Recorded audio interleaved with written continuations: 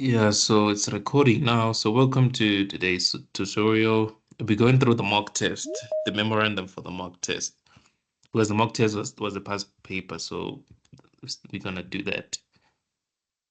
And the 2024 one is better because that's the latest. So you can we can assume that it's 100, let's say 99% most likely gonna be the same. The 1% is just changing few stuff. Basically, they're gonna talk about a different problem. This one they were talking about the passive area, block schedule, blah blah, all those things. Maybe the one that you're writing next week could be based on, I don't know, planets, so stars or something. But it's still the same questions. So yeah, let me just take a sip here.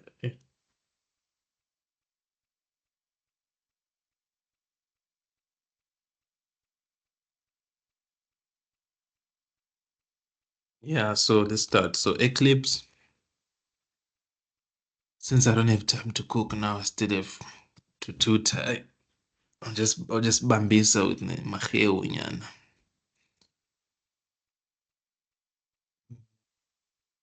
Is it still at 93%? Okay, Eclipse tends to take its precious time. So we have data, we have that, we have docs. Yeah. So remember what we talked about. It's always good to do this to create a new project inside Eclipse than to simply try to import this because most of the time, I don't know, it depends on how they're feeling. Most of the time they don't what is this? Most of the time they don't give you the things as like projects, right? They give you as just folders. Basically, these are just folders. It's not an Eclipse project. So you'd have to actually go to Eclipse and create the project. So this was the 2020 paper, right? So I'm going to close the project. Then I'm going to create a new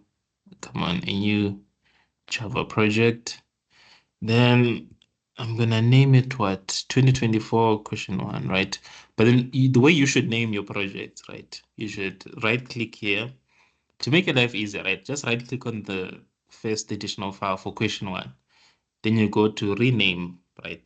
Go to rename. It's gonna highlight that full name. Then you right click on it and say copy. Then you go to Eclipse, then you paste there. Then you rename, you put in your details. Done. Or else, if you do your own spiritual things, they won't mark it. So, yeah, be aware of that. So, 2024 ST2 question one, right? Memo. That's how I'm gonna name mine.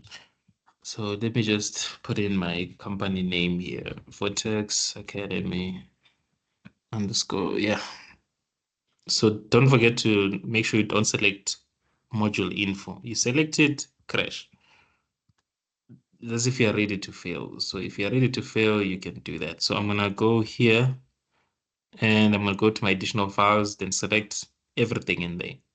Right click, copy, and go to my Eclipse project, right click, paste. Where's paste? Paste, and then click override all.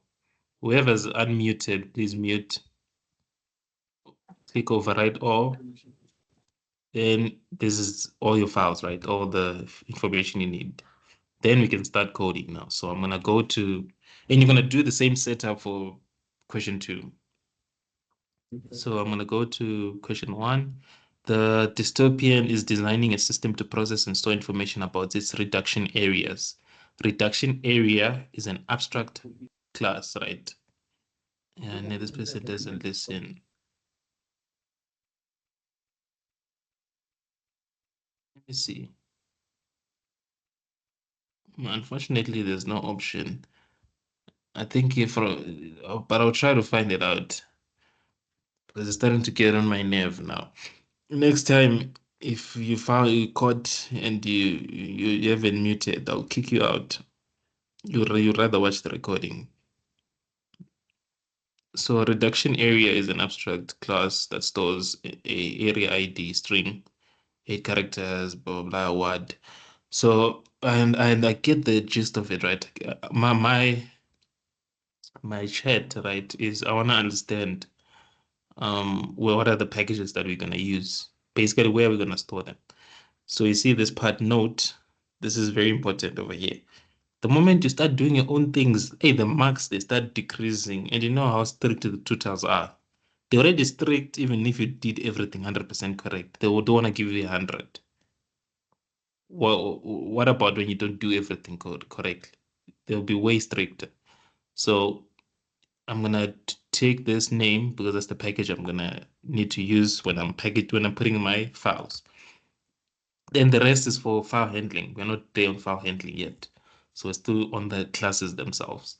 So reduction area, right? It's an abstract based class. So I'm gonna go to my project, then click on source SRC because that's where all your code is supposed to go. Then there's two ways, right? You can create the package separately, or you just create the class and the package simultaneously. That's up to you. But I'm gonna start by creating a main class because that's not supposed to be inside a package. Then once I'm done, then I can create all the other classes and put them in a package. So I'm gonna show you the second technique, creating a Java class and a package at the same time. So click on class, then you see the package part here. By default, it's in the default package. So I'm just gonna paste that package name I got from the PDF. Then here I'm gonna have reduction area, right? So reduction area. Make sure you follow the instructions, even the capitalization, put it in the right place. Then generate comments, finish. Then I'm gonna put in my details here.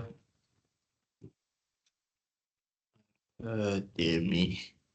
And then add to version ST2 2024 Q1, right? So this is Q1 2024 ST2. Then paste it here too. Then I go back to reduction area. They said it should be an abstract class. So abstract, you could have made it abstract when you're creating it. There's an option, there's a button or there's option to click to make it abstract. I don't want to do all the shortcuts. You do that because you don't have time when you're writing. So that stores an area ID, right? Area ID, they told you it's a string. For now, we are not there on regular expressions yet, right?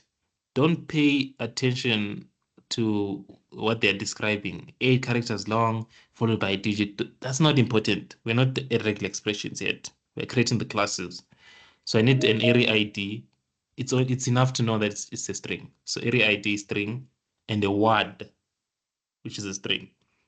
So I'm gonna create those. So this will be my instance. So let me just put in Java doc instance variables, right? And they need to be private. So private string area ID, then private string the word, right? Then we're gonna need a constructor. But remember, this is an abstract class, right? It means you cannot instantiate it. Even if you pray, you can't instantiate it. So we did talk about that, right? So I will make my constructor protected because I want it to be because it's mainly going to be used by only descendants of the class or subclasses. So I'll make my constructor protected. And remember, we know that this is an abstract class, and I'm pretty sure, yeah, there's two kinds of reduction area. So it'll be an abstract base class. So we have an inheritance. So I'll make this protected. Always use the right terminology, right? Based on the problems you're dealing with. If it's a base class, use protected. If it's not a base class, use private. So that you show them that you understand. You're a good student. You understand Java. So the reduction area ID consists of three, blah blah, and that's not important. Like I said, that's not important. And if you notice something here, do you see that here they didn't talk about any other thing? Like there's no method, there's nothing. They didn't talk about it at all, which is kind of suspicious, right? Not really. It's not the case that you always need to have functions, right, in your base class. It's not always the case. Let me see something here. Are we supposed to display it? Let me just check something here. display the passive area instance, the smallest display, blah, blah. Okay. So we actually need to do the displaying these things, right? So we're gonna have a toString method because we are asked to display. So let's check the reduction area. You see, they're gonna 1 mark for using the word abstract, and then 2 marks for those two attributes, and then operations part, right? It's functions. So that means that they assume you're gonna create accessors and mutators. Because why do they assume? Because here you need to display. How would you display if you don't have accessors and mutators? You don't have to necessarily have mutators. You can only have accessors. That's okay. So yeah, for me, right, I'll try to do it that way, right? I'll try to do it that way. I don't. Okay, let's do it both accessors and mutators just to be safe. But to be honest, you don't need the mutators. You don't need the accessors, but it's fine. So I'm going to create a constructor reduction area. It takes in the it's two strings, right? The area ID and the word. So area ID and then string the word, right? Um, so yeah, nah, yeah, that's fine. Let me zoom out a bit, just a little bit, yeah. I think I'm too zoomed in. Then I'm gonna put in Java doc. Then you can add some explanations here and say this is the area, what that doesn't matter. I don't see the need for that. You only need to do that maybe when you're in the industry, not now. It's not really necessary to provide explanations. But okay, but then there's also marks for Java doc. They could be, but if there's no marks for Java doc, don't worry about it too much. So now let's create accessors and mutators, right? So get area ID, set area ID, get word, set the word. So we need to create the accessors and mutators. So the way I'm going to structure it, it doesn't matter in what order, but I'm going to start with the area ID. So I'm going to create the accessor first. So get area ID, then it returns the area ID. Then I'm going to put Java doc, even if there's nothing there.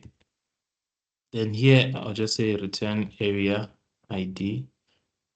And then I'm going to create its mutator. So void set area ID, which takes in some area ID. Right, then I'm going to set the area ID to that parameter that the user is passed. Then I'm going to create the accessor for the word.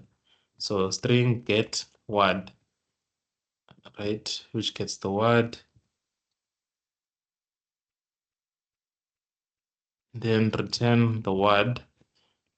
That's what it returns. So return word. Then the set, all right. So set the word to be squad. Then Java doc. This dot word is equals to word. Then remember I talked about us needing a toString because we need to be able to see the object. So I'm going to override the toString method. So each class you create has a toString method. You can override it so that you have your own string representation. So toString, then I'll teach you something, right? I'll teach you something very important. I don't know if I'm gonna have enough time, but let me try to demonstrate that. Um, Let me say draw.io. Just a quick demonstration. It's gonna be a short diagram, not something too long. Let me just open an existing diagram to save time. Yeah, so I was explaining arrays here, right? So it doesn't really matter. Delete all of that. So if you save changes and then cancel, if you look at, you see the reason why I don't want to use a string, right? Remember the string, you can say create a string, then you say plus or equals, you append to that string and so forth. But strings are what we call immutable, meaning they cannot be changed. So every time you use the plus or equals to, right? let's say your string starts like this, right? I'm gonna zoom in a bit. Let's say your string is an empty string like this, right? That's how it starts, right? Like an empty string. For example, like this. So string output is equals to an empty string, right? It starts as an empty string. Then you say you append, right? You append or you add some input, some information, right? For example, you say the word, then plus the word, right? Something like that. What happens here, right? You see this part over here. Let's assume the word it's another string, right? So it's just the word, let's say it's I'm gonna call it some name, some weird name, or word one, something like that. When you do this, Java actually creates a different string object. So remember I talked about this, right? And then we have the output variable. And remember, this is on the heap memory, right? So that means this is there, and then this variable points to that string object, right? So let me style it a bit quickly, do that. Right, so we have output, it points to this empty string. Then what Java does, it takes the current value in the string, which is that empty, and adds, this is what the plus or equals to means. It simply means that you're saying output plus that, plus that, plus that. It's just an abbreviation of that. So that means it takes in the current string, which is just the line, which is nothing. There's nothing in the string. Then you append word and plus the actual word. So I'm gonna copy this, and that means Java creates a whole different string. So we're gonna have something like word, and then let's say it's word one. So word one, that's the string, right? Just assume the variable word, it is the string word one. So in full, it'll just be word one. What Java does, right? This string is still, string objects are mutable. So it builds a whole entirely different object. Then it updates the reference to point to this new object. And this was just me appending word. That means if I append the next thing, which is the area ID, it creates a whole new string. I append the next thing, it creates a whole, see that I'm creating strings every time I'm doing that. The string, and then the string is an object, it's a whole class. That's time. It's gonna take a long time that's why sometimes your apps are gonna be slow. So we're gonna start using the right approach. I'm gonna use a string builder, right?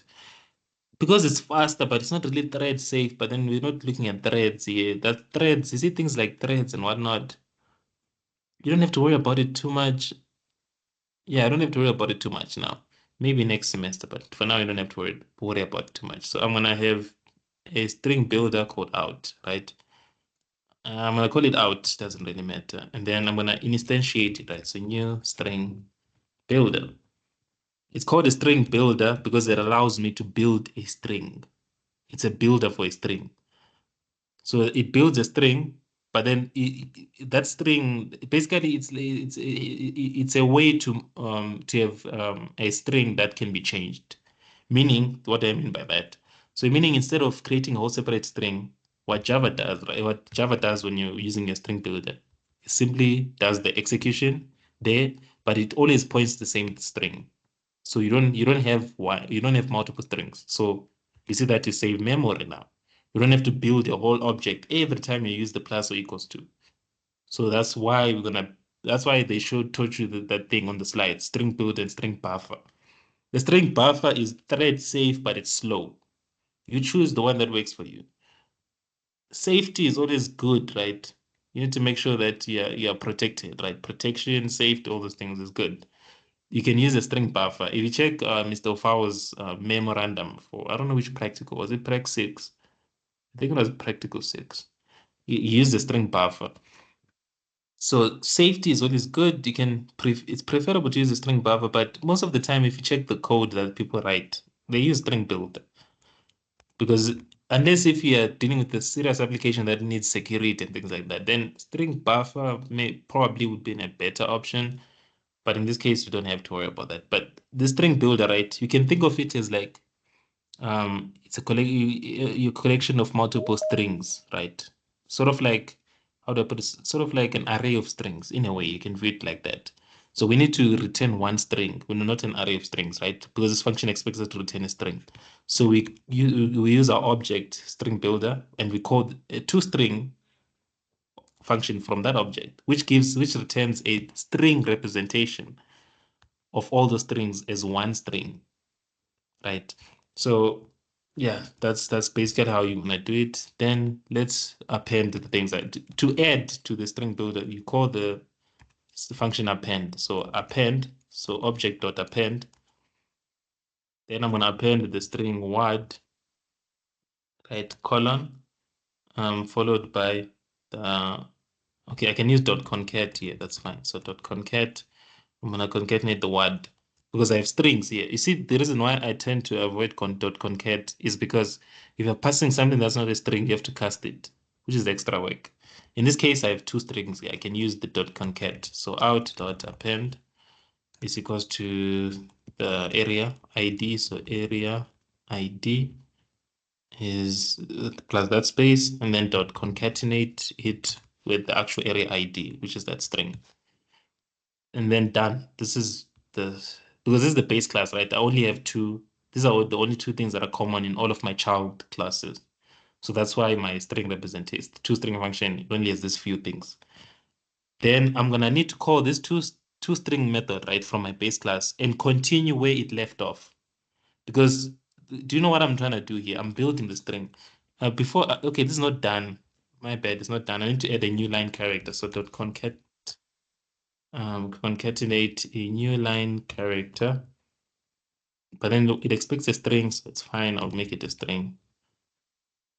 Then dot concat. Yeah, I'm just trying to confuse those ones. We're trying to cram. Making sure that you are confused. You don't cram. You make sure you go understand. I don't want to keep using the same technique. Maybe in the next question paper, we're gonna use string buffer just to make sure that you don't cram. So the string is actually gonna look like this, right? That's why I needed this \n. It's gonna output the string or the text word and then a space. You see the space over here? It's important. There's that space over here. Then after that, we concatenate it with the word, which is the actual value of the word. So it can be some string, whatever it is. And then this new line character, it means that we move the cursor to the next line. The cursor is currently now immediately, is stopped immediately after F. You see this white straight line that's blinking there, right? See here, when I put it here, you see this line that's blinking, that straight line. We call that the cursor. So the cursor is currently on the same line. I want to move it to the next line. So I concatenate it or add a \n. So now the cursor moves to the next line. Then I display area ID text, and then followed by the ID what. Then I append a new line again. So that means if I've appended a new line here, that means that it's gonna whatever text I output after this is gonna continue on its own separate line. That's basically how the string looks. So you need to picture that in your mind when you're coding. So we need to create a new class here, and we need to add it to that package. So let's see what we have. We have passive and active, right? So let's start with passive area. So passive area, it has a capacity, right? So let's start with that. It only has a capacity. That's the only thing it has. So passive area for now, right? For the sake of trying to show you different techniques, I'm gonna actually specify the superclass, which is the base class. So to specify a superclass, you go to the superclass section. By default, they all inherit from object, but I don't want it to inherit from object. I want it to inherit from reduction area. So I'm gonna click browse, then delete whatever's there, then type reduction area. There's my reduction area class.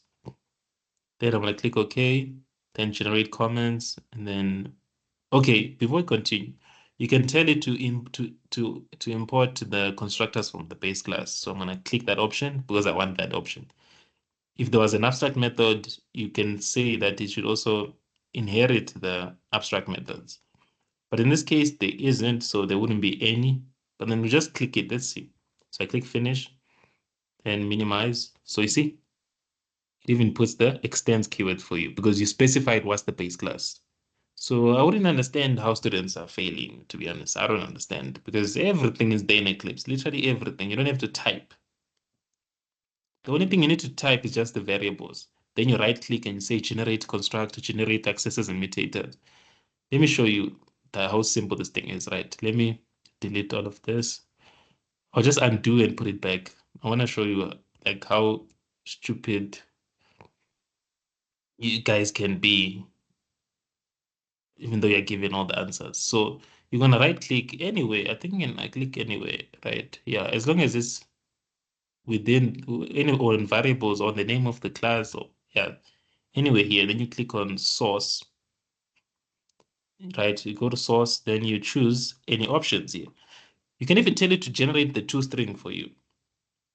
So that's how simple it is. So I'm going to say generate a constructor using the fields. By fields, they mean the instance variables. So I'm going to click that. Make sure you select both. By default, it's going to select all of them, but then I'm going to leave it as it is. Then you choose what to make the constructor. Should it be public, protected, or private, or package private? I want it to be protected, so I'm going to choose protected. Then you can tell it to generate constructor comments, meaning Javadoc for the constructor. Then you can also tell it to omit the default call to the default constructor, to the constructor. Remember, every class you create, it inherently inherits from the object class. So that means by default, it's going to call the base class of the object class, which is just a parameterless construct. So you can tell it to omit that. I don't need it. You can tell it to do that because to be honest, there's no need.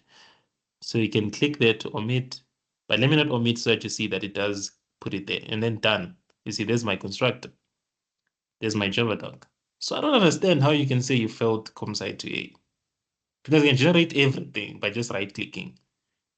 Eclipse is there for you to use. And they didn't say use Notepad++. They said use Eclipse to code. So from now on, failure is a choice. You have no one to blame but yourself. You didn't want to pass. Clearly, you didn't. So we have a capacity. So I'm going to put that capacity. I'm going to make it private because I don't think passive array is a base class to some class. Yeah, so I'm just going to make it private. So int capacity, right? Then now, since we have our constructor here, we can just simply extend that constructor, right, by adding the extra variables that we have inside this class. They always come after the variables from your base class. Then I'm gonna take in int capacity because that's the only thing I have. Then after the call to my base classes constructor, I initialize this class's variables, which is only capacity in this case. And then done. Then since I'm very lazy, I'm gonna right click source, generate getters and setters, then select. You can just select here to generate both. If you want to generate separately, select them separately. So I want to generate both. I want to generate both. So I'm just gonna click there at the top. Then you choose what access modifier to use. Should they be public, protect? Most of the time they're gonna be public. Then you're gonna click on generate method comments because you want Javadoc. Allow setters for final. No, I don't need that. Some options you don't need here. Then I'm gonna click generate and then magic. There's my accessors and mutators done. I didn't have to type anything. Then now I can do this, right? I can right click again and say source, right? Generate toString method. And then the toString method is gonna, yeah, you can also include inherited fields, right? Basically fields from a page. Do you notice that, do you notice something here? I haven't been typing. I'm just right clicking. To be honest, I can finish this whole prec without typing. Except for file handling. You see the file handling part, yeah, you're kind of forced to. But most of the things like creating the classes, right click, import, right click, import. So you see here, right? I wanted to include fields within this class and the inherited fields, meaning the fields that I've inherited. I don't care about the methods. I want the inherited fields, not the methods. Then let's see, generate comments, make sure it's there, and then click generate. And then boom, there's my toString. And you see that it's gonna use my inherited fields, right? There they are. it's up to you whether you want to do it this way or it's up to you, right? You see, this to be honest, this is a simple technique, right? See, they just simply said passive area, blah blah, this and that. Yeah. So we're actually gonna write it this way. Me, I'm gonna update it a bit because I don't want it to be this way. I don't want the syntax because I have a you see that's the thing. Java Eclipse doesn't know everything about your code, so you need to kind of adjust it a bit. It doesn't know that I already have a toString in my base class. So I'm just gonna call that one. So super. So I'm gonna say plus super dot toString, right? Like that, and then plus the closing square bracket.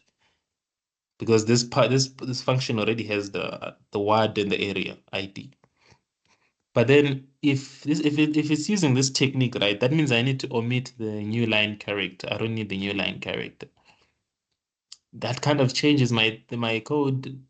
But so I don't want it to be that way. It's fine. It's fine. I'll just undo this. I'll just remove everything. I want to use the string builder. I want it in my own way. So I'm gonna use the string builder. I'm gonna call it out again. Doesn't really matter what you call it, but you see that you can save yourself a lot of code time to type. That's why you see students don't be like, this is a genius. He finished in 30 minutes or in an hour. He's not a genius. He does his research. He knows that Eclipse is there to help him out. He's busy importing everything. The only thing he needs to really understand, do for himself is the reading from the file and the patterns. That's the only thing he needs to create. The rest of variables and accessors and constructors, he does it by right-clicking. So now before I append, right, what I'm going to do, right, I wanted to show the name of the class or the name of the instance. So I'm going to append the name of the instance. So append a string saying that this is passive area, right? And then I'm going to append the end of line character. Then after this, right, remember I have my base class is toString representation, right, which is just this. So I need to start by displaying this information first. So I'm going to say out dot append. Then I'm going to pass in the toString, which is a string representation. So I'm going to say super dot toString. Then done, right? Then I've appended that string, right? So now so far my string looks like this. So I'm going to copy this. Go back here, put it here. So far my string looks like this. This is what I have so far. Because I'll display this and then in a new line character, then continue there. And then now my cursor is currently here. Then I can continue typing from there. So now I'm gonna go here and then I'm gonna say out dot append. What am I appending? The capacity. But I need to put in a string 2 to say this is the capacity. So capacity. And then I can't use dot concat here because it's gonna force me to cast the integer to a string. So I'd rather use the plus to save myself time. So plus capacity. So don't force me to cast. So plus capacity plus a new line character, right? Because I need to make sure I end a new line character. Then I'm also going to just append. You don't have to do this last part, right? But I like to make my code look neat, right? So I'm gonna just add this, right? Yeah, I think they should be fine. Let's see. Is it on the same line? Yeah, I think that should be fine. Then end line character, end line character. Basically doing what we did in that previous paper. Instead of, I'm not, this time around, I'm using a different technique. I'm not using printf. So yeah, that's why it's not %n, it's \n, because I'm not using that technique, that other approach. Then we're done with passive area. And then here, I'm gonna save the changes. Then we create active area. I think the other one is active area. So create a class. And then this is active area, right? Let me just confirm. Yeah, it's active area. Then I'm going to tell it what's the base class. It's reduction area. And then it's going to import the constructor from that base class and abstract methods if they're there. Then generate comments because we need Java doc. And then did I put Java doc here? I didn't. So let me put Java doc. Java dog here, and then Java dog here, right? So you see, there's the constructor already created for me. Now I need to add the other variables, which is what and what? We have deficit and type. So before we do the type, we need to create an enum. You see, we have an enumeration, which is an enum. So an enum is like a special case of a class. It's still a class, but it's like a special case. So it's like a class. So we have e-active type, right? So I'm gonna have that. I need to create an enum. So let me create an enum in the same package, right? They said everything should be in that same package. So new enum, paste the name, generate comments, finish. Then I have that thing. Then I'm gonna put in the Java doc because we need Java doc. There's marks. There should be marks for that. And then to save myself time, I'm just gonna copy and paste all the values, which is residential, commercial, and industrial. But then instead of semicolons, you see that these ones are separated by semicolons. And enum separates everything with a comma, not semicolons. So I just replace semicolons with commas. And then done. There's my enum. That's how quickly I can, like I said, me try the semester test wouldn't take time at the stage that I'm in right now. Because I know how to use computer. I'm not a slow typer, all those things. So it shouldn't take you a lot of time to do all of these things. So you're going to create a deficit and the type. So we're going to store two things, a deficit and the type. So private double deficit, then private e active type, the type, right? Then I'm going to right click and create the accessors and mutators. So source, generate getters and setters, select, generate method comments, generate.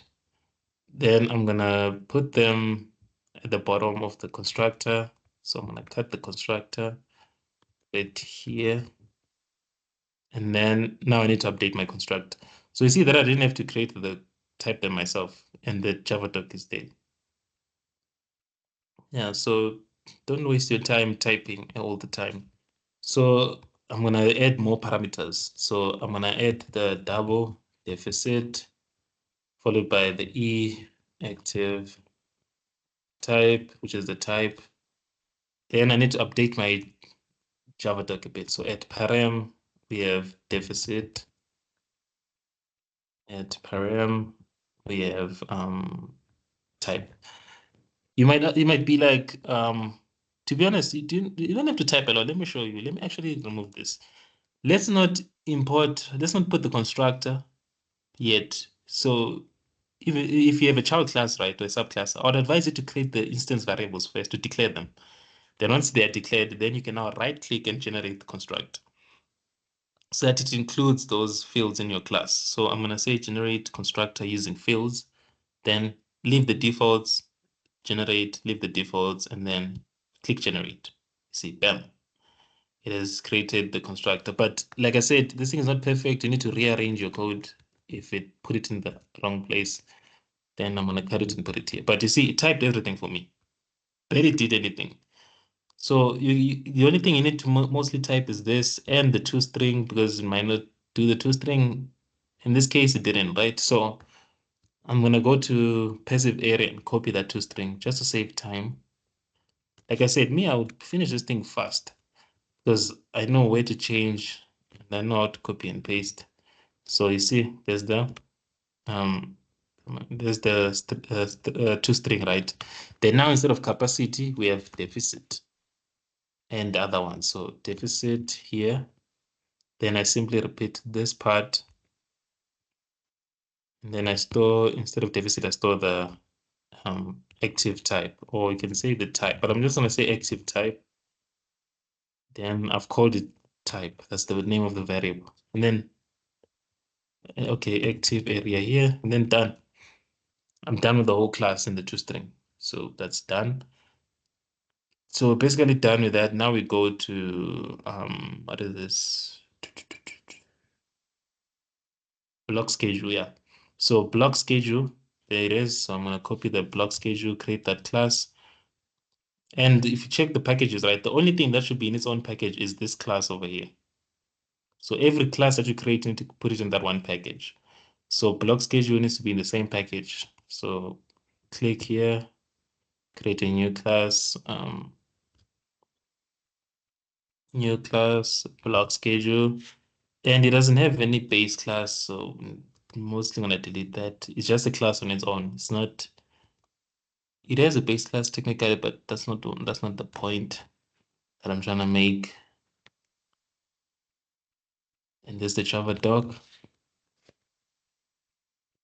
Then let's check.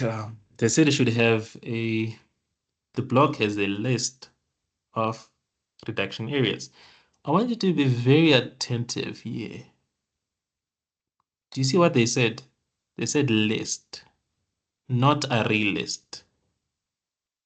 Be aware of that. They said list, and it's of type reduction area, right? So I'm gonna create that array list. So private, not array list. That list, they said it's a list of reduction areas, right? And then I'm gonna call it areas. Then I'm gonna import the list. Then I'm gonna create a constructor. So this is not a base class, abstract base class, something like that. So I'm not gonna make the constructor protected. So I'm gonna say public block schedule. Then instantiate the areas, right? So this dot areas is equals to new. But then now you see that the difference, right, is that it's of type list, but under the hood it's an array list. So I'm gonna have to instantiate it as an array list, like that. But you should store it as a list. That's what they meant there. You see, it's a list, but under the hood, it's an array list. So yeah, we have that, and then we need to have operations to add or retrieve instances of reduction area to or from the list. So we are adding to the list and we are getting from the list, which is basically accessors and mutators, technically. So I'm gonna have public, this returns a list of reduction area. I'm gonna call it get areas, right? Because we're getting the reduction areas. Then it just simply returns the areas. Then I'm gonna put in Java doc here. Then we need to have an add method, right? So public void add. You can call it add area, right? I'll just call it add area because it adds a reduction area to my array list. Reduction area.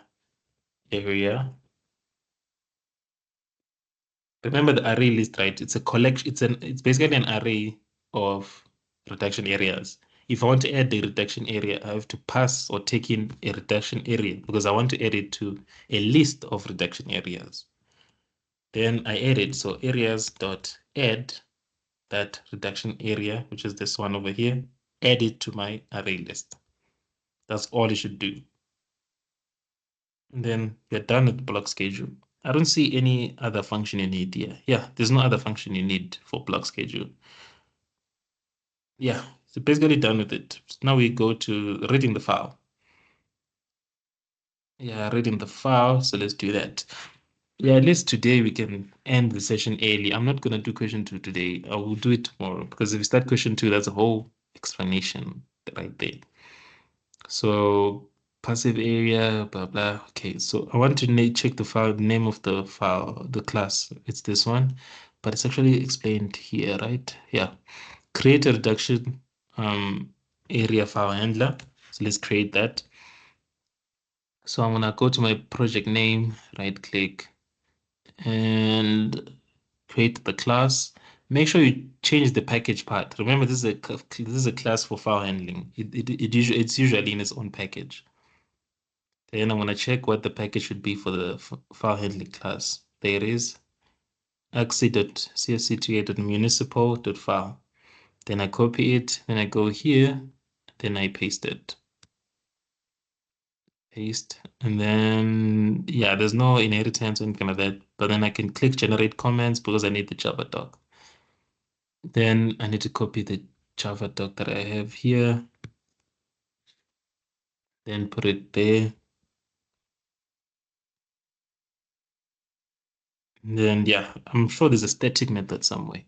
Let's check. Yeah, create a static read schedule method. Yeah. I know most of the time you create static methods because they kind of save time. You don't have to create an instance. You just use the name of the class followed by the name of the function. It accepts a file handler and then it returns a block schedule. So it returns a block schedule, right? So that I know. So I'm gonna say public static because they said it should be static. And then followed by the return type, which is a block schedule, followed by its name. And then they said it takes in a file handle, which is basically a parameter of type of data type file. Then I need to import them. So import, right? It's complaining because I haven't returned the block schedule. Most of the time it does. Java always complains if you don't do the thing you said you're gonna do, which is kind of being too forward. Dear pub, who told it I'm not gonna return block schedule? It's jumping, it's running. Why are you running? Jumping to conclusions. So it should contain reduction area instances read from the file. So we need to read from the file. So this is a text file. So we have regular expressions, right? Mm, yeah, we talked about constants, right? So we need to, yeah, we did talk about question. Yeah, we did explain this thing extensively. So I'm not gonna go too much details. So I'm gonna make the patterns, right? So static final pattern.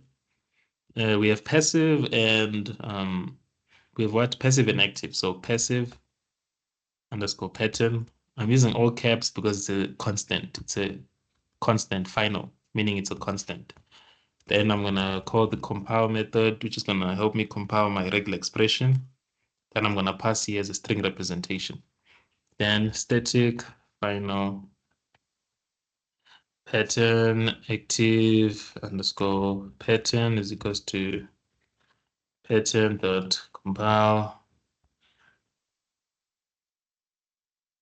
Right, so let's come up with the regular expressions, right? So this will be the class. Remember this, we call this class variables. So this will be my class variables, not instance variables. And me, if I see weird comments or even deduct marks, 1 mark per weird comment. So let's see. We have the files, we have the reduction area ID, which is the area ID. Yeah, so let's open Notepad++ to type this. I don't need to go to, I hate regex. What? I don't have to do that. I'm not gonna do that. I'm going to just type it as Notepad++ because I know it's gonna work. That's how much I trust myself. So area ID is a string, and they said it's 8 characters long. They said 8 characters, right? Characters, we did talk about that. So it's \W8. And 100% of the time is going to be separated by a tab. I don't have to even check the information. You see, each is separated by a tab. Always a tab. So \T. Then after the reduction area ID, we have the word, which they were very specific. Oh, no, this is it's wrong. It's not 8. Okay, technically it's not this 8, but they gave us more information about the area ID. They said it consists of 3 uppercase letters. Yeah, there's quite a lot to write here. Let's undo this. So they said it involves 3 uppercase letters, right? 3, that means exactly 3. So uppercase letters is A through Z, and then exactly 3, right? We have that covered. Then after 3 letters, it's followed by 1 digit. 1 digit is just basically \D, right? 1 digit.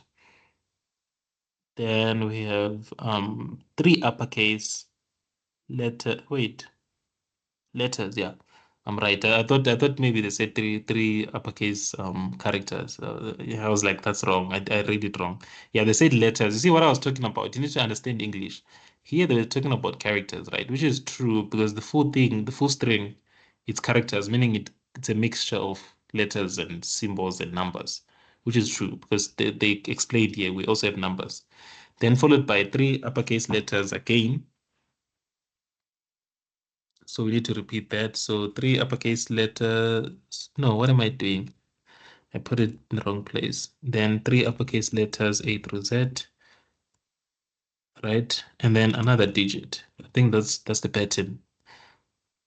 Yeah, you have 3 uppercase letters followed by digit, 3 uppercase letters followed by digit again, then a tab. That's the area ID. Then after the tab, we have the word, as you can see in the file, the word. And then let's look at the word. Where is it? They said it's a string. Yeah, there's no information that was provided about the word. So we can assume that it's characters because they said they use the data type string. So it's characters. So \W plus, because I don't know exactly how many, I was not told. So, and then after the thing here, Sorry, what bro. else? Can I ask a question? I beg your pardon? Can I ask a question? Yeah. There's something confusing.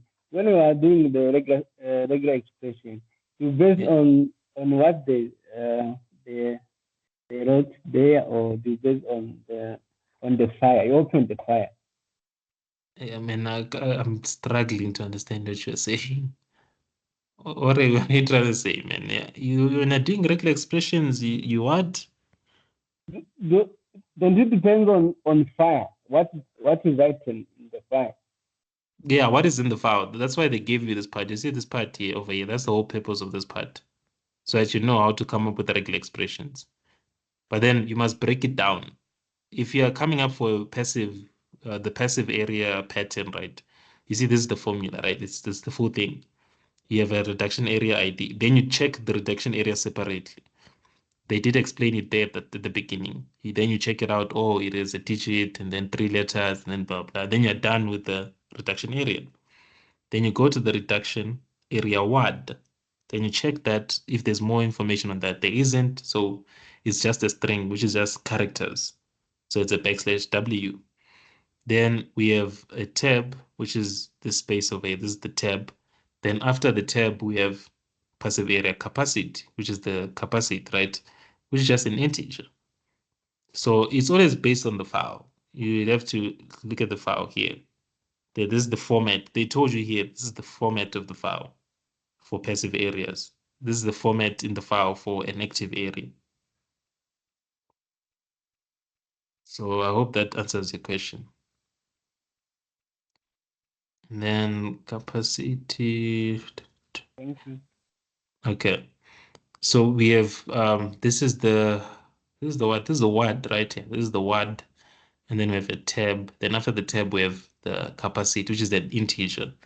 So they didn't say how many digits, right? They just said it's an int. Yeah, they were not specific. They just said it's an integer. So I'm just gonna say one or more, right? So \D, one or more, because it could be 2 digits, 3 digits, 4 digits, or even one. Doesn't matter, but I need to accommodate all possibilities. Then I copy my regular expression. I go back to Eclipse, then to my pattern.compile. I make sure I'm looking at the right pattern. This is passive pattern, so I'm gonna put it in under passive pattern because that's for the passive area. Then now we come up with the pattern for the active area. So I need remember these patterns are similar. So I only need to remove digit here, then continue from there because they are similar. If you check here, if you check the format, right? If you check the files, you see that both files they start with the reduction area followed by reduction area word. So yeah, they're exactly the same in the first two inputs, right? So that's why I simply removed the capacity so that I continue where I left off. I don't have to write from scratch. Yeah, if I was to do this, I would type very fast and finish within an hour, both questions, and leave the thing. Even if they gave you 3 hours. But I think the supposed to have 2 hours. If I'm not mistaken, the maximum is 2 hours. I can double check, but I think it's 2 hours. Let me check. Isn't it 2 hours? Or 2 hours, 30 minutes. They give you extra 30 minutes. So that's okay. But I don't see the need for the extra 30 minutes. Okay, for the UMO. If there is a UMO. Yeah, you can use that for the UMO. So we have after the tab, remember the last thing we left with, last thing that we're gonna have here is the tab, which I already have. You see, there's that tab. Now I continue from there. So from there, I'm gonna have an active area type, which is one of those things. Remember, it's an e-active type, meaning it's an enum. If you remember the enum, it's one of these values. To save time, I just copy them because I know how to use the computer efficiently. So I just copy here and then paste them. In regular expressions, to express or, you just use a pipe. So everywhere where there's a semicolon, I replace with a pipe like that. Come on. Pipe there, and then I put a tab after that, and then I'm done with the type, right? So now I move to the last thing. After this tab, right, we have the active area deficit, which is the double. So we did talk about doubles, how to represent doubles in regular expressions. So I'm not going to explain that. So backslash d plus backslash dot backslash d plus. Then we are done. So copy the regular expression, go inside Eclipse, paste it there, done. Yeah. Then now I'm just gonna write the code. Like I said, we did explain quite a lot yesterday, so I'm not gonna cover that most of things. So I'm gonna call the instance block, then instantiate it, new block, schedule. Then I return the block. Then you see that the error will now disappear, this error over here. Now it's gone because I'm returning the thing that it expects me to return. Then in between here, I code as usual. I'm sure you can see a pattern. This question paper is basically the same thing, 100% the exact same thing. You just reading different files, looking at different problems, but it's exactly the same thing. So it should contain the reduction area instances. Remember, we have an add method inside block schedule, which is basically the same thing we did in yesterday's solution, you see? Just that it's a different problem now. So we need to read the text file. So scanner. Yeah, so I don't actually need to look at the file now. I can just, to be honest, I can just start coding. I don't need to look at the PDF because I know the code, how it's going to look. And we now know that it's file, the exception that's going to be thrown is file not found. And they want you to use ARM as usual. In this case, they did tell you here. If you scroll down some way, yeah, you need to use automatic resource management. ARM needs to be used. Then I'm gonna go back here and then scanner. I'm gonna call it scan is equals to new scanner because we're trying to scan something. Then we pass the thing that we're trying to scan, which is a file handle. Then import, then surround with try catch. Then I need to use ARM, so I'm gonna cut and paste this line and put it here inside round brackets. Then now my try catch block uses ARM. Then as usual, we're gonna use a while loop. So while scan dot has next line, right? While scan dot has next line, then we scan the line, we store the line. So you don't have to declare it outside, but I'm just gonna declare it outside the loop. Then line is equals to scan dot next line, right? In our case, right, yesterday's tutorial, right, it was a bit complicated because it was in the right, it was supposed to use split method, what is replace method and things like that. In this case, they didn't show us in the format, so you shouldn't worry about those cases. In this one is actually very easy. That one was a COVID paper, if you remember, 2020. So you had to really think. You see, there's nothing new here. You see, there's no special symbols you need to replace. So just read from the file like a normal file. Don't have to worry about calling replace method, all those things, all those unnecessary stuff. Then I need to create matches for it. So passive matcher is equals to null, right? And then remember, they're both of type matcher. I can actually declare them one line. Then I'm going to have active matcher. Just to save lines and not type because they're the same type match. So I can declare them in one line. Then now I instantiate my matches, right? So I basically set up my matches to do the matchmaking.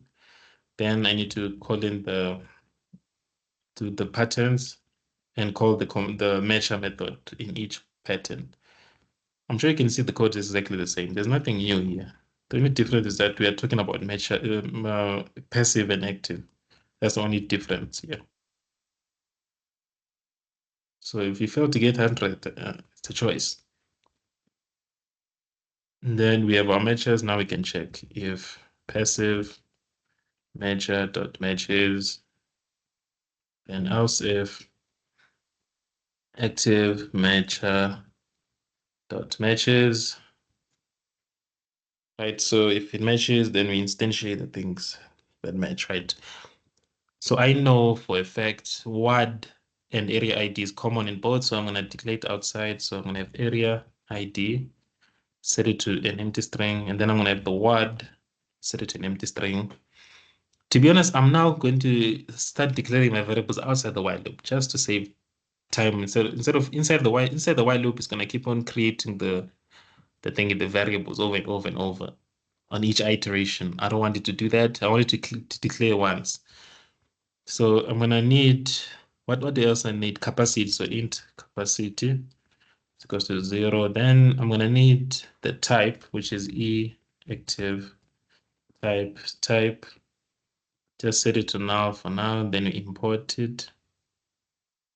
Then what's the last thing? It's deficit. So double deficit is equals to 0.0 d. Yeah, then I'll just use those variables. At least I don't have to declare them again here. So now let's look at passive area. Passive area, right? Passive area is the one that is the capacity. So it's in that order. We start with reading the area ID and the word. If you look at the format of the file, they told you. There's the format. There's the format. They told you. We start getting the area ID, followed by the word, followed by the capacity.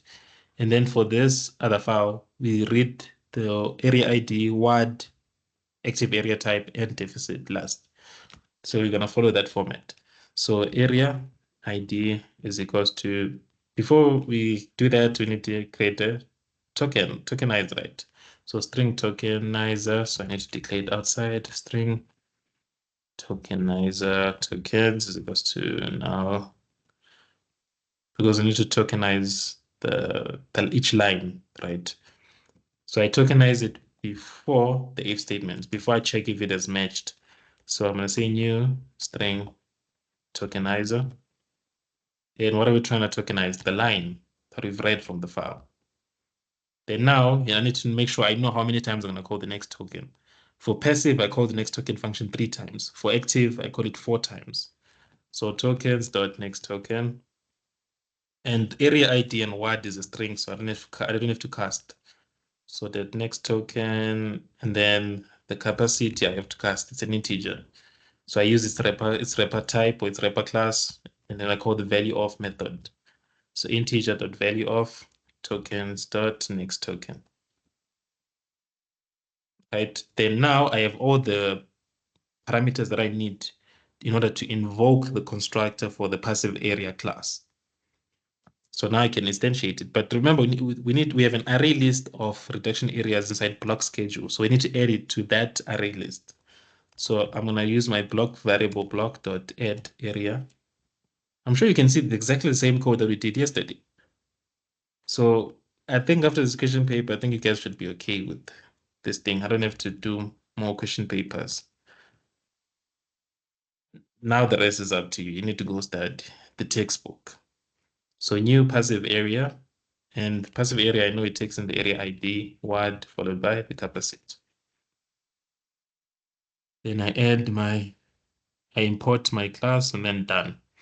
Then I read the next thing. I know these two lines are going to be the same, the area ID and the word. So I repeat those.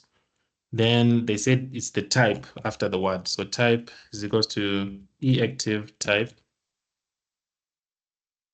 Yeah, it's e-active type, right? It also has the same method, value of method to cast. So I'm going to call the same method called value of tokens dot next token. So that it takes that string and then it casts it to an enum type of type e-active type. Then the last thing is the deficit. I need to use the wrapper class for the double dot value of, and then tokens dot next token. For classes like double, Okay, so basically for the wrapper types, right? Excluding enum, yeah, excluding enum. I'm not sure about the string. Let me just double check. Yeah, excluding enum and strings. When you have types like double, int, float, all those things, there's another technique to convert. Instead of value of, you can call pass double or pass int, pass short, pass byte. It's up to you. But I typically use value of because that's in the textbook. That's what it mentioned. It said you should use the value of technique. Then I add the area to my block, right? So add area to the block. This goes to new active area, which takes in area ID, followed by the word. I hope I still remember. It takes in what exactly? Okay, I can see it. After the word, it takes in a double. Okay, so double deficit, then comma, pass in the type. Then we're done. Then active area, add. Yeah, everything should be okay. Okay, it's not visible. What does it mean by that? Did I make it protected by mistake? Yeah, I made it protected. So I'm gonna make it public. Yeah, it's through experience. That's how I can quickly find out errors. Yeah, it's fine now. So we are done reading from the file. That's it. That's all you have to do there. Then now we go to our main. Then we read from the file. Remember, they said read from the files. If you look at the instruction, right? I know I sent you the code yesterday and I only read from one file. The thing is, I was doing it in a rush, right? I was doing it in a rush, but if you check here, right, where is it? Must determine if using regular. Okay, we did that. Where's that part? Each file contains data for multiple. One instance appearing in the. No, that's not the part. After reading each file, where is it? Yeah. So the main class must use reduction area file handler, the read block schedule method to read and process. They even brought it in bold, all the files. So you need to read them all one at a time, all of them. Then once you're done, then you can iterate through each file, right? Uh, so after reading each file, iterate through the block schedules list and display only the following. So we're gonna do that, but before we do the reading, the following, whatever, let's start reading from the file. So it's gonna return a block schedule, right? Let me think about it. It's gonna return a block schedule. Let me think, block schedule, multiple. I'm thinking of two solutions. I'm trying to think of an easier solution for you guys. Which one should I use? If I make it an array list of block schedules, because the files are gonna return multiple blocks.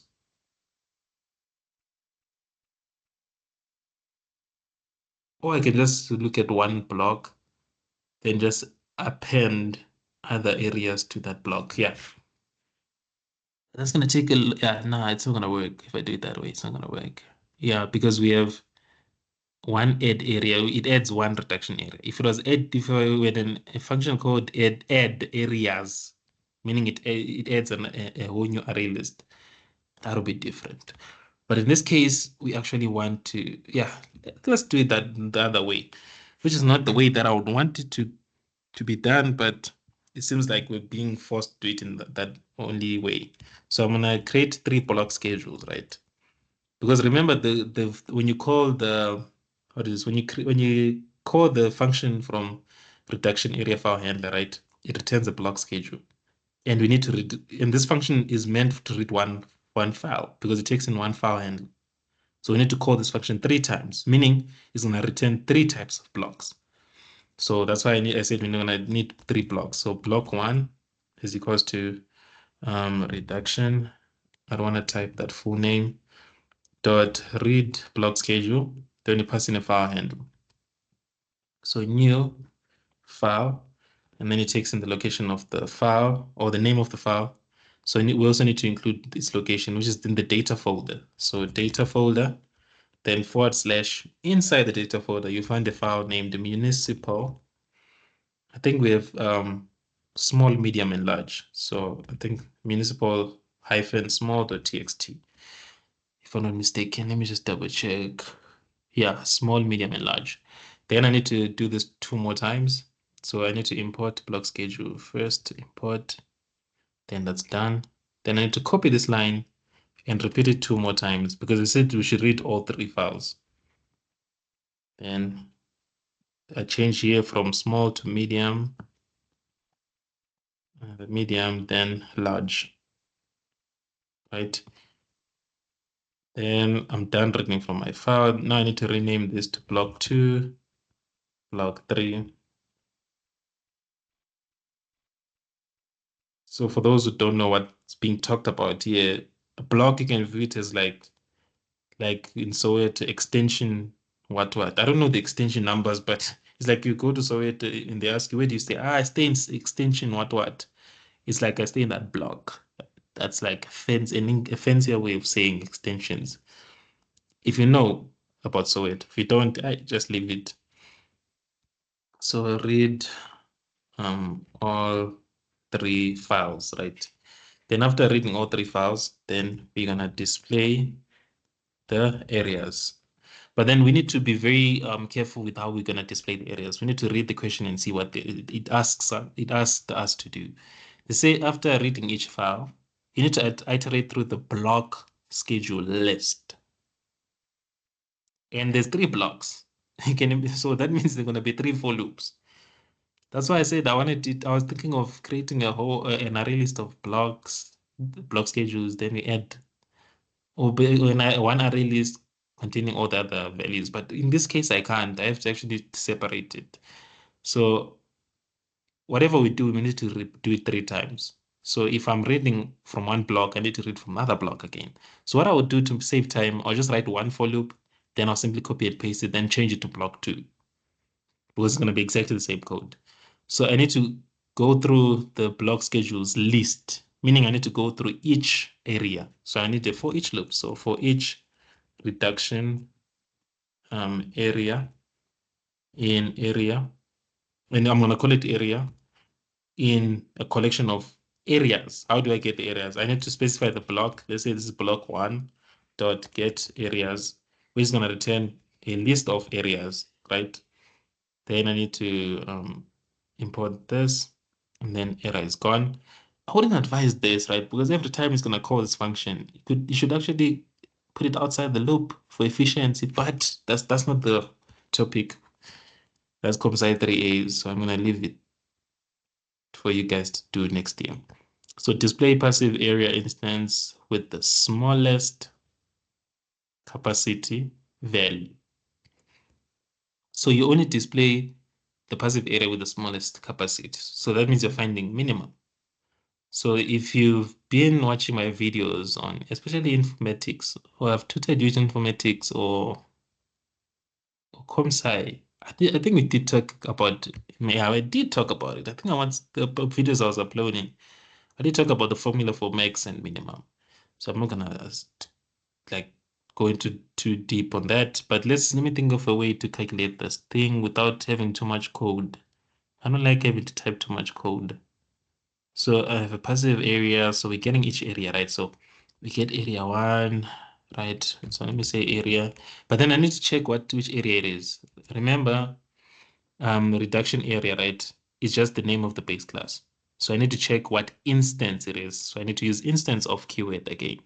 So I need to actually put if statements here. So say if area is an instance of passive area, then we work with the area, passive area, right? Else if area is an instance of active area, then I can import,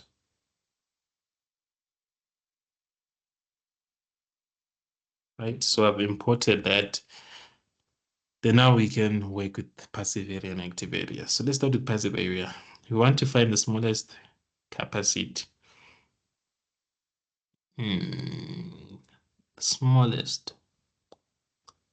What I would do, right? Since there's multiple passive area instances, that's fine. That's okay. That's okay. Let me see. We want to display the one with the smallest capacity. So yeah, there's two ways you can do it, but I wouldn't do that. Okay, let's do that. Let's keep, there's two ways you can do it. I'm gonna choose one way, the one that I feel like doing. So I'm gonna create a variable called min, which stores the minimum index, right? Or minimum index, right? Basically the index of the passive area with the lowest capacity. Just initialize it to 0. Yeah, initialize to 0, that's fine. And then I'm gonna also create a maximum index. Int, what is this? What am I doing? Maximum index, initialize it to 0. The maximum index, right, is for the active area, because active area should only display the biggest one, which is the maximum. Can I store the index? Yeah, good. Nah, I can't. Nah, I can't. Nah, yeah, I'm thinking about it. Nah, I can't. Why can't I store the index? Because I'm using a for each loop, not a for loop. So I'm just gonna not use that technique. Yeah, the index technique, I'm gonna leave it. The technique that I'm gonna use is the one whereby I'll actually save. I will save the passive area with the largest, then simply display it at the end. So I'll call the, or with the minimum. So I'll call this smallest area. Yeah, I'll just call it smallest area. Initialize it to now. Then I'm gonna have active area. This will be the largest. Let me just call it smallest and largest. I don't want to have two names that are too long. Yeah, active, smallest and largest. Yeah, that's fine. Then I'm gonna keep track of the smallest and largest, right? So this is really annoying because let me think about it. You need to really think here. I have the answer, and the things right now I'm fighting myself to not write a lot of code. Let me think of a small like shortcut. I can get the index, but then the thing is, you see what I'm avoiding here, right? We have a function called get areas, right? There's multiple areas, and it can either be a passive or an active area, right? So if you remember the formula for maximum and largest, you need to assume the first index or the thing at the first position is the one that is the highest, right? So that's gonna be a problem if you have an array whereby you don't know which instance is which. So to actually initialize is kind of annoying, but to actually initialize, you'd have to you don't have to do a for loop. Let's not use a for loop for this for the initializing part.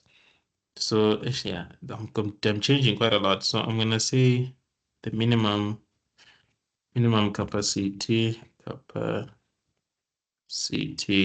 is equals to 0. Just initialize it to 0 for now. Int minimum, no, maximum what? The active area, they said it's a maximum deficit or largest. Maximum deficit is equal to 0. So we'll use these variables, right, to keep track of the lowest and the highest. So this is a double. Then I'm gonna do an if I'm gonna get the reduction area, right? I'm gonna get the reduction area. I'm just gonna call it area. I'm gonna get a reduction area at index 0. Because remember the formula, right? So I'm gonna say to get areas. The formula is that you look at the first position, right, which is index 0 in your array. Then the value at index 0, you assume that's the highest, that's the maximum. So in this case, I'm gonna get the area first. So this returns an array list, and I don't want an array list. I want the value at the first position. So I call the get method, which gets an instance at a specific index. Then I'm gonna get it at index 0. Excuse me. So that's index 0, right? So this is the reduction area at the first reduction area, right? But then this is the reduction area. So I actually don't know how do I put it. I actually don't know the what is this? I actually don't know whether it's a passive area or active area. So an if statement is needed. So if this area that I've created there, if it's an instance of passive area. Why am I doing this? Because remember, I need to initialize these variables. These ones over here, these two variables. The minimum capacity, which is the capacity index 0, or the first capacity that I've seen. And then maximum deficit is the first deficit that I've seen.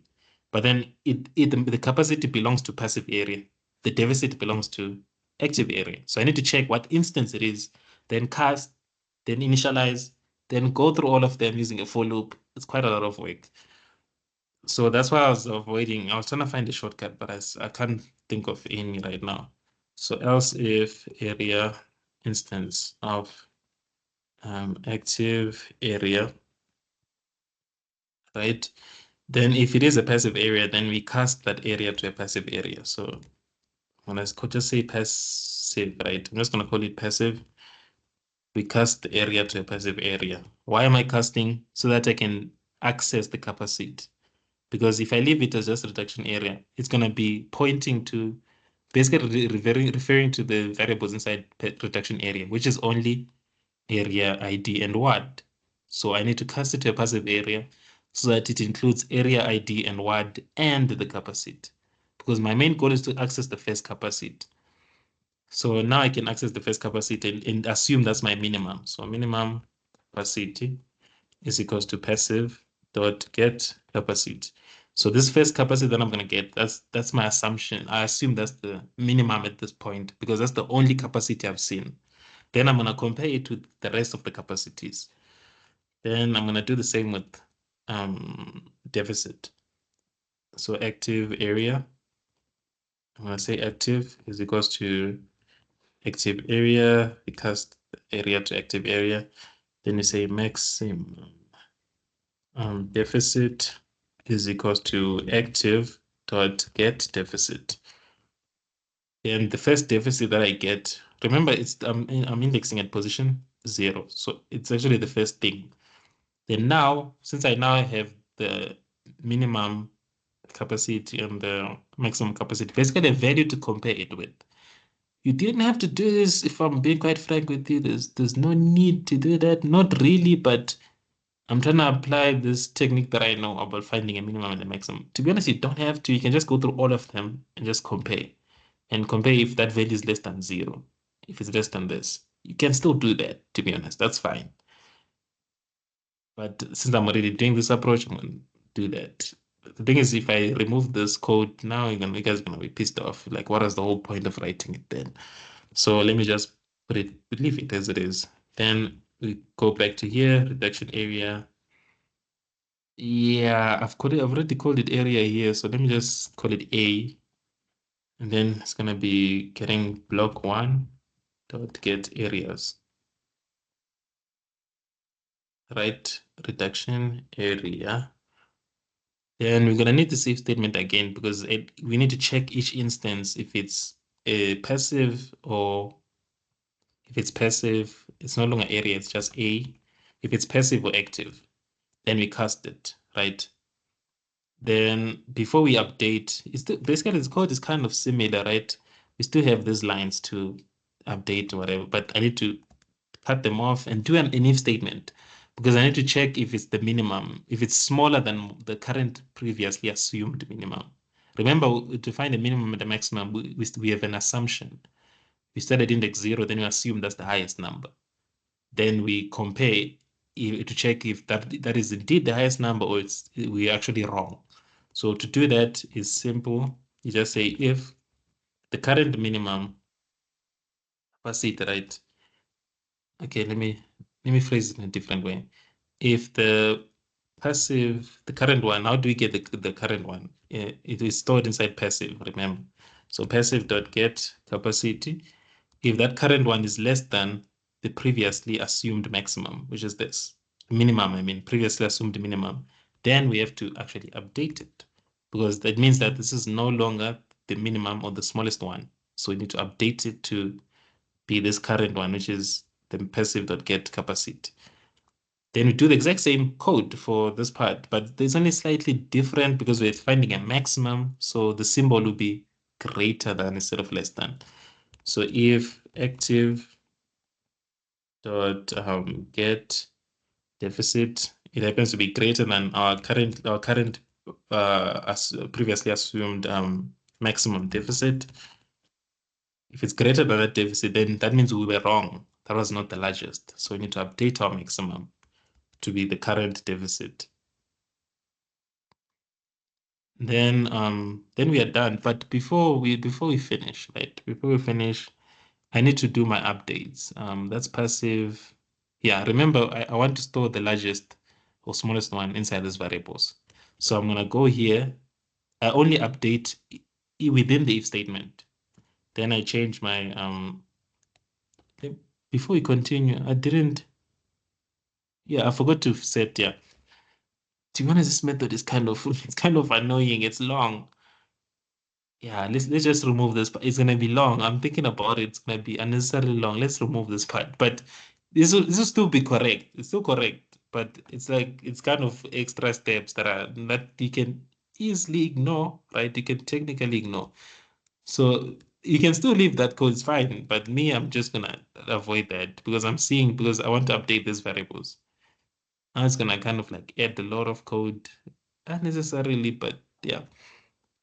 So let's see. We have area, this blah blah. Yeah, this needs to be A, not area. It's A because we're inside the loop. Then we simply leave as it is. Yeah, the code is simple as it is. But see, there's no way of running away from it. It's still a lot of code. See, it's still a lot. There's no way of running away from it. So after we're done here, then I can update smallest, right? I'm gonna say smallest, which is the passive area, right? These variables over here, they keep track of what is the smallest instance of passive area and what is the largest instance of passive area. By largest and smallest, we mean in terms of capacity and deficit, because they said it should only display those passive areas and that active area, which has the smallest and the largest. So that's why I need to keep on updating here. So I need to update it to this current instance, which is passive. And then I do the same thing down there. I say largest to active, right? And then we are done finding the maximum and the minimum. So this is not displaying, this is find the largest capacity and no, smallest and largest deficit and largest deficit right here. Then we done doing that, then now we display them. So display areas, which is simple because we store them inside these variables over here. I don't have to search because when we're searching, we're keeping track of the one that is the highest and the one that is the smallest. So I simply output those two variables. So it says out, remember there's a two-string representation of the functions. So I just simply have to pass in here smallest, and then here I print again, I pass in largest. Remember when talked about it, if you pass an object to a print function, whether it's print line, printf, as long as you pass an object, it calls the two-string representation of that class, meaning the two-string method. So smallest is of type passive area, right? So it's gonna go here, it calls the two-string of passive area. So it's up to you. You can call it explicitly like the dot two-string. You don't have to if you understand Java. People will call it explicitly. You can tell they don't know Java because it calls it for you. Why do you have to call it? And then all of this code, let me zoom out to show you how annoying this thing is. All of this code over here, that's just for one block. I need to do for the other two blocks. So I need to copy this and then paste it for block 2. Then do the same thing, paste it for block 3. So there's quite a lot of code inside main. So I'm gonna do this. I'm gonna go to source, then I'm gonna click format so that it aligns my code since I was pasting. So I'm gonna just put a comment here. Okay, I'm gonna put some comments here so that it makes it easier for you guys to read. So this is for start of block 1, right? This is the start of block 1.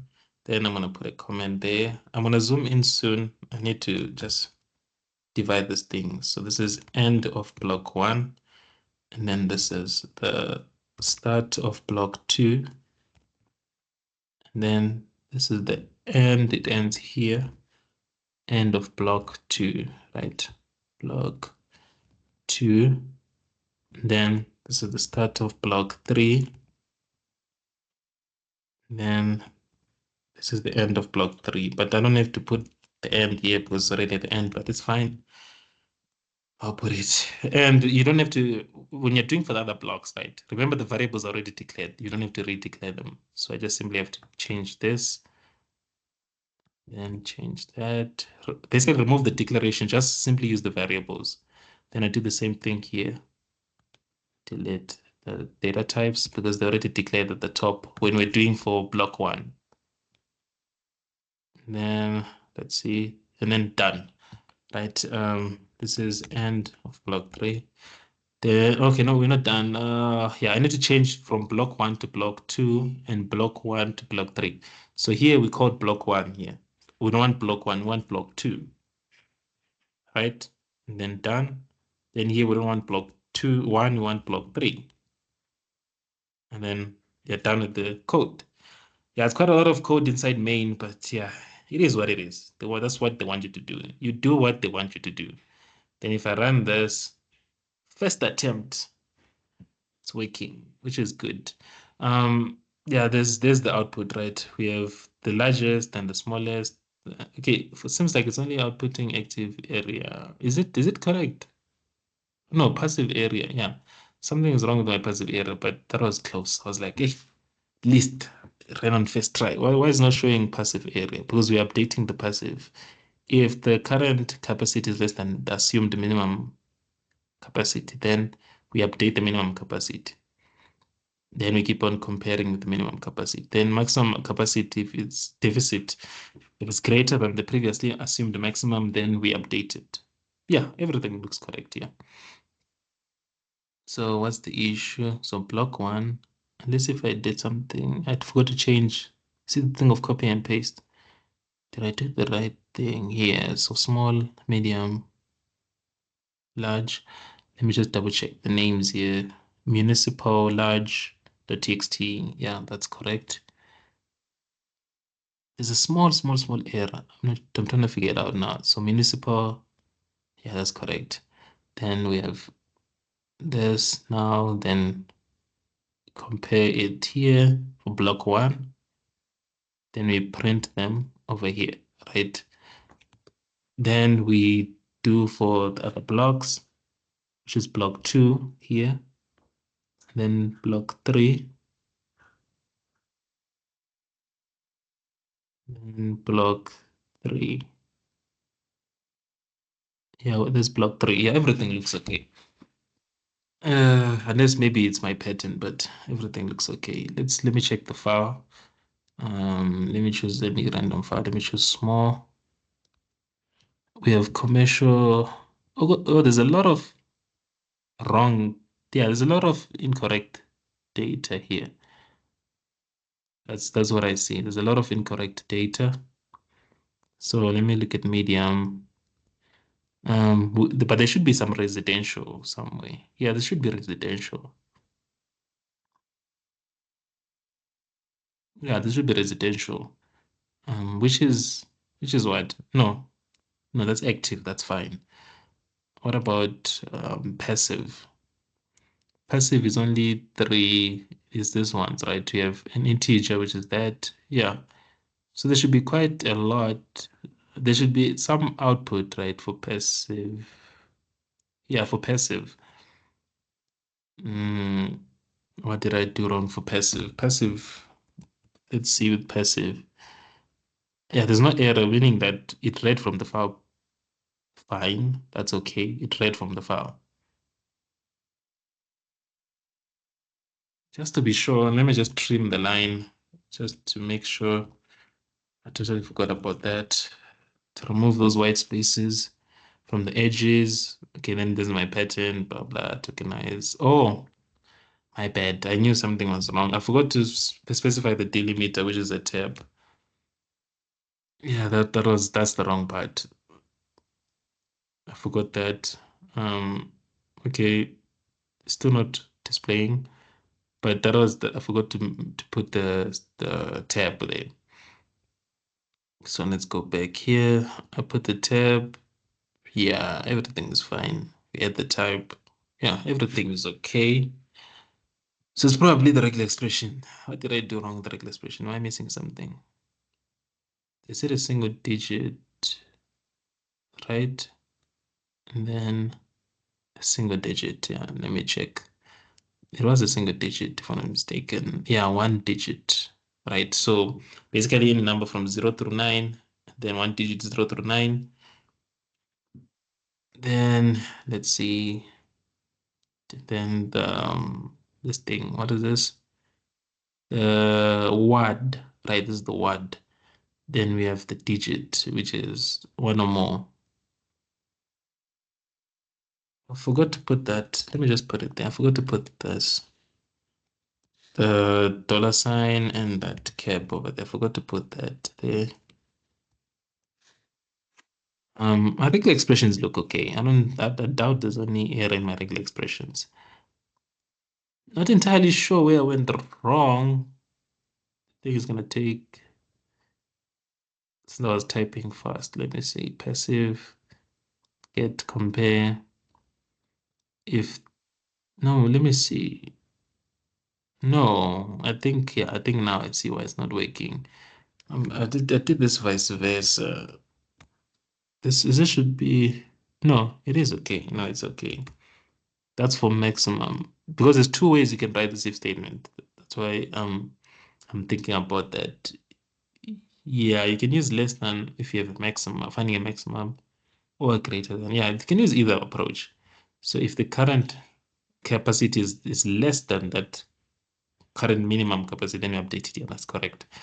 Then blah blah. If it's instance of active area, yeah, everything is cool.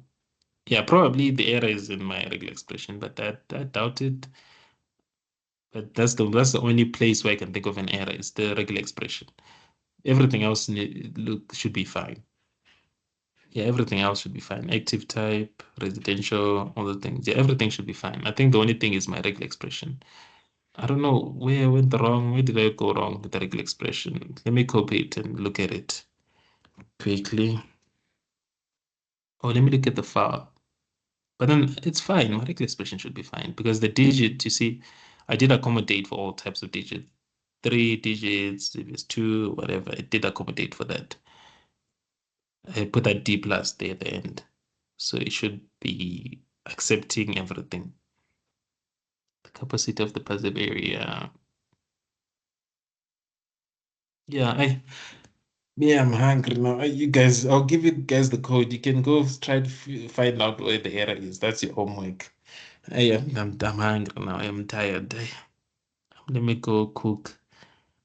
You guys can, that's your homework. You can go figure out where the error is.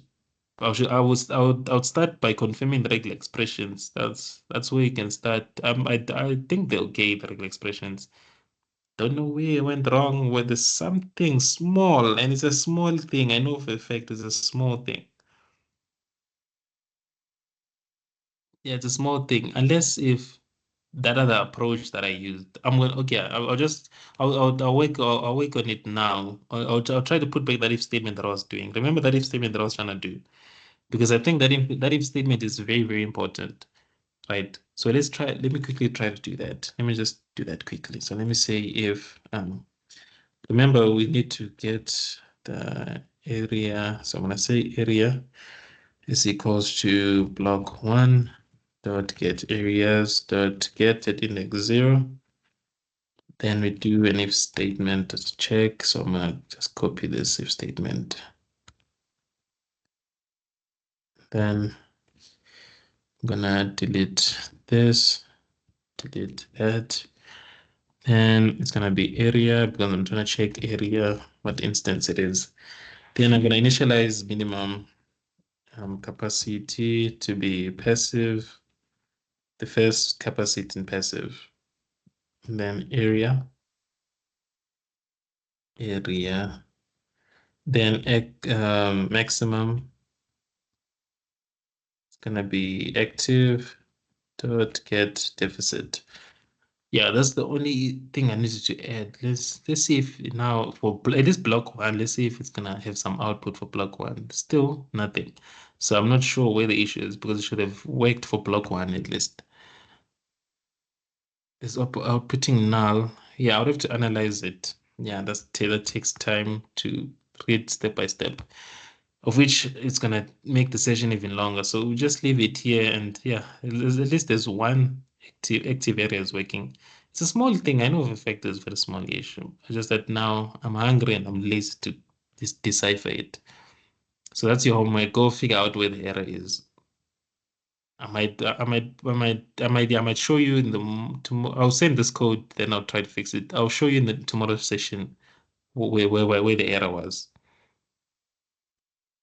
So yeah, that's it for today's tutorial. See you tomorrow.